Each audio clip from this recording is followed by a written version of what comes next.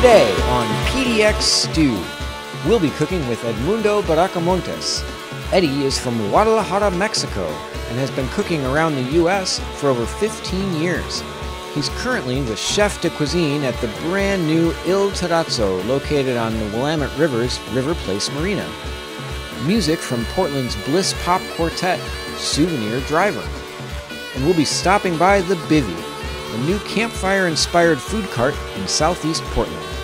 Hey everybody, welcome to PDX Stew. This is your buddy G Money, and today we're in the home kitchen here in northeast Portland, and I'm here with my good friend Eddie Bracamontes. So Eddie's a cook here in Portland, and he's been cooking around town at a few different places for a few years now, and he's in a band. What's the name of your band? My name band is Hot Tub Fantasies. Oh, Hot Tub Fantasies. That's right. That's right. I've seen you guys. You guys are pretty good.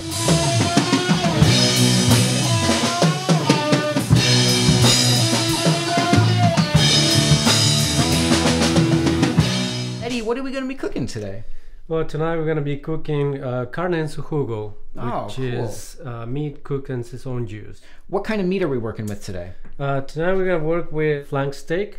So we're cutting against the grain, and that's going to tenderize the meat a little bit. Now, we've taken some time before we started today to trim a little bit of the fat off of this meat. We want it to be pretty lean. A flank steak by its nature is really lean cut of meat, but we took care of some of the extra fat anyway. So we're going to cut that down in about ½ size pieces before they go into the pan. So now the meat's all cut up here, and that's ready to get marinating. So over here, I've got some tomatillos. Tomatillos are great. They're sort of like tomatoes, but they're a little more bitter, and they have a little bit of a bigger flavor, and they come in these really pretty husks, and you just peel them out. And the way we like to work with tomatillos to kind of tenderize them and take away some of that bite is we just boil them. So I'm going to get these into some boiling water back here, and I've also got in here about 1 cup of chicken broth and about 2 cups of water. So that's just going to cook those up a little bit and make them nice and tender.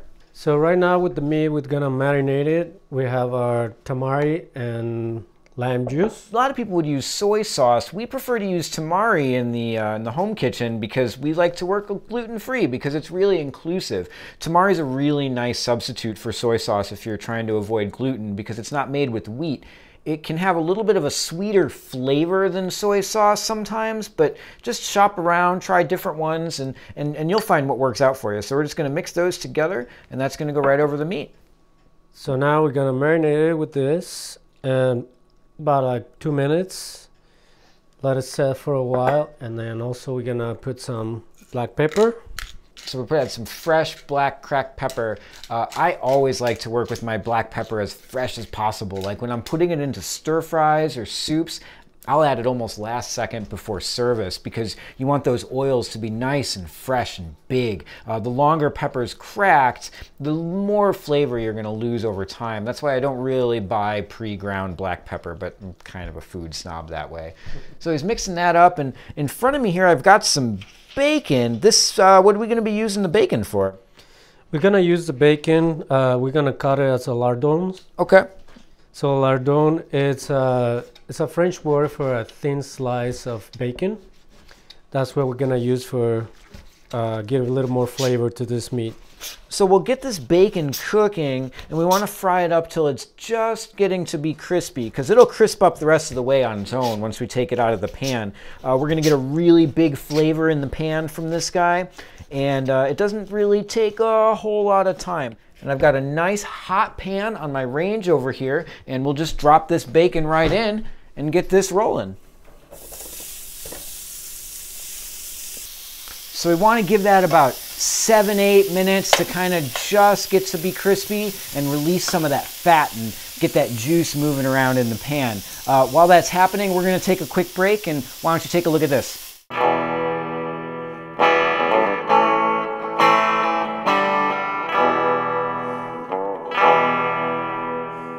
My name's Sam. I'm the owner of the Bivvy. We are a campfire-inspired cart We smoke all of our proteins, smoked salmon, smoked pork shoulder. We use this bacon, smoked cheese, and smoked apples for our apple butter. We also do a 13-minute slow-cooked egg, so it's nice and custardy and delicious. We also make our own English muffins. That's made from a sourdough starter, so that's a vegan muffin. We also make our own pickles. They're amazing. We sear them for a side order for your sandwich or whatever you'd like to have at the bivvy. On Wednesdays, we'll do a podcast here.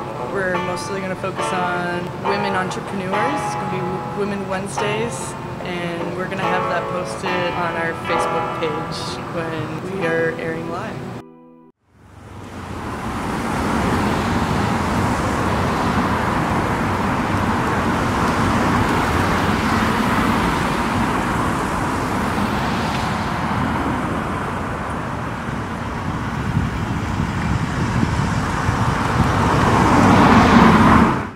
So that bacon looks like it's just about done. What do you think?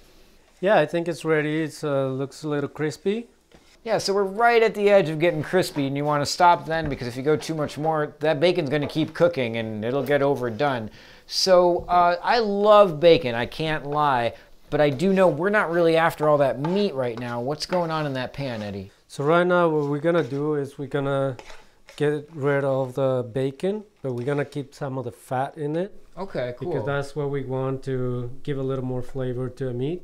Cool. Now we're going to come back to this bacon. Don't get me wrong. We're not going to let that go to waste. So we're just bringing it out onto a paper towel and we're going to let it kind of dry out a little bit. We'll put another paper towel on top and just blot out some of that extra fat. So we've got the bacon fat still in the pan. We're going to go ahead and pat this dry like I was saying. We'll just set that aside for later. And then we got that fat going. Do you want to turn the heat up a little bit? And then are we adding the meat right to that? Yeah, we're gonna add the meat. It's already marinated for a couple of minutes. Cool, and that's with the tamari and lime juice and a little cracked black pepper. And we're gonna start that browning, right? Yeah, correct. Cool, but how long do you think that would take?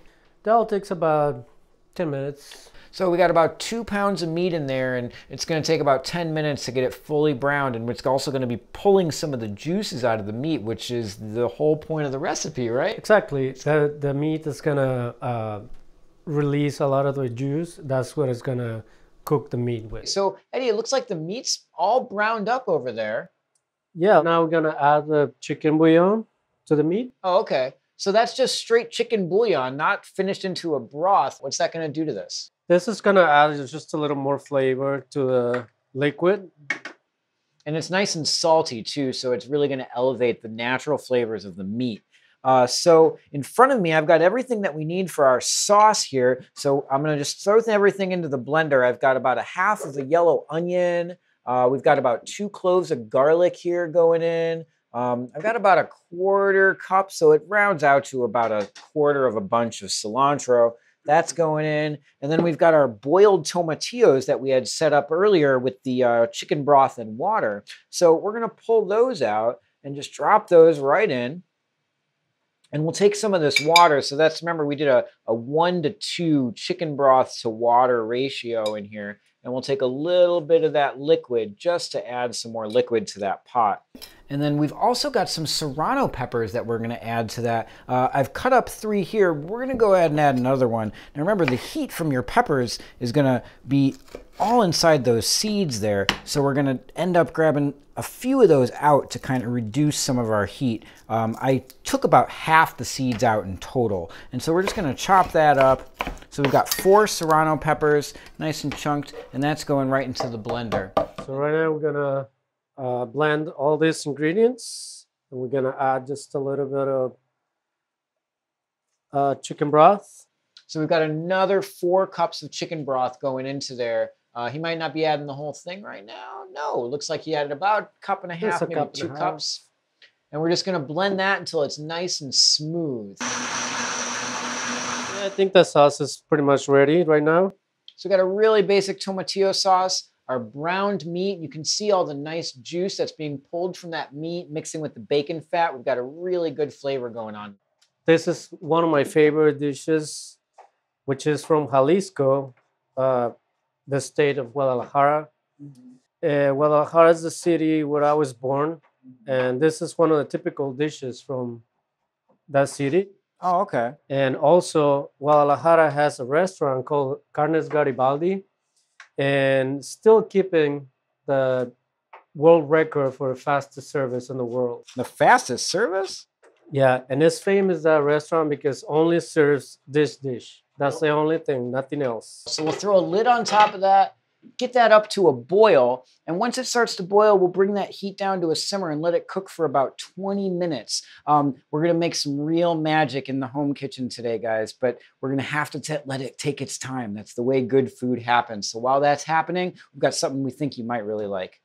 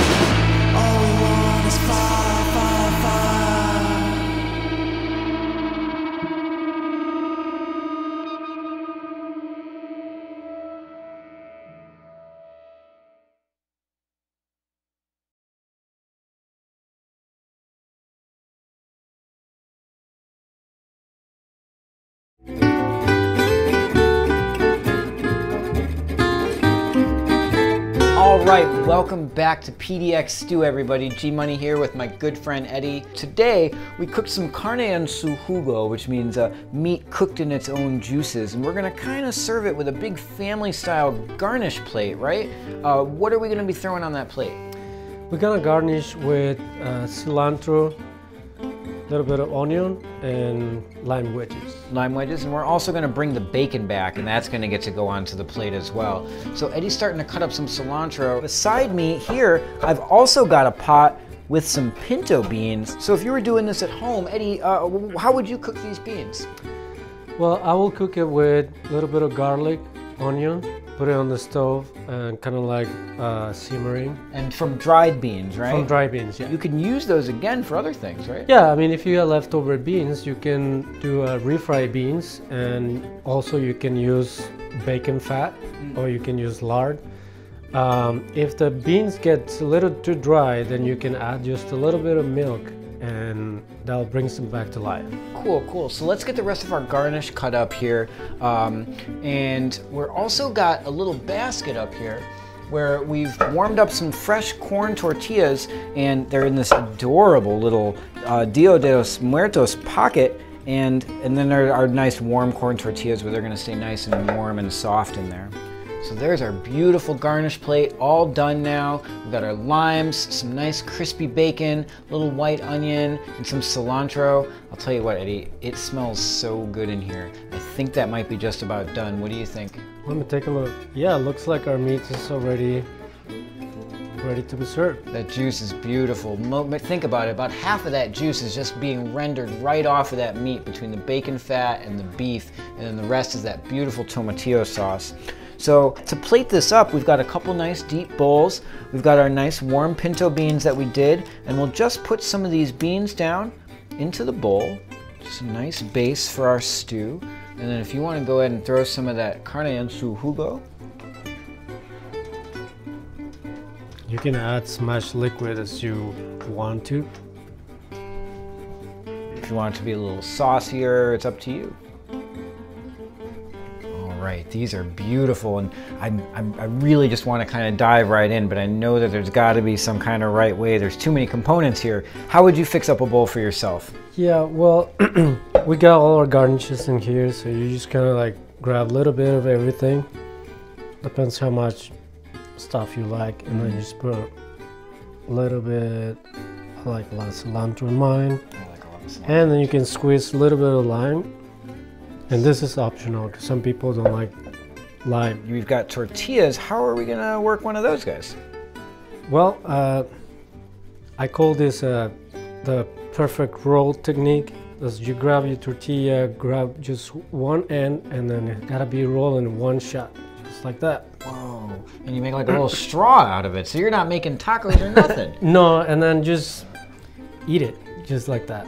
Oh man, I gotta try this out. So I'm just gonna put it in the palm of my hand, find its kind of natural curve there, and we'll tuck that first corner because I know it felt like it was gonna work, and shoop! Oh, perfect. Look at that, it worked out just great. It's perfect. Let's dive in. Oh my gosh. Somehow, that tastes better than it smells in my kitchen. Thanks for hanging out with us in the home kitchen. This is G-Money. This is my good buddy, Eddie, and he just lit up my house. I am so excited about everything that's happening right now. Anyway, we gotta get out of here and chow down. So you guys have a good time, and we'll see you again real soon. Are you an artist, musician, or an innovator looking to showcase your work? Have you created a video you'd like to see on the show?